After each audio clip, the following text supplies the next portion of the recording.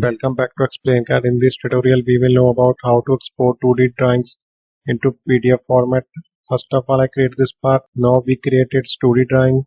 Select File, Make Drawing from Part.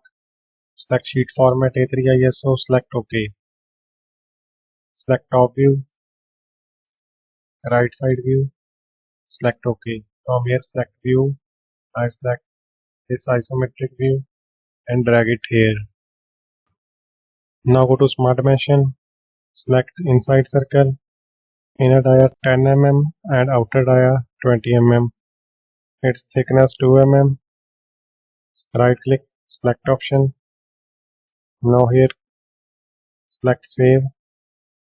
For PDF format, select save as type.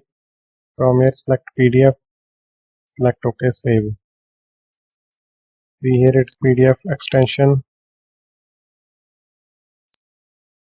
Thanks for watching. Please subscribe.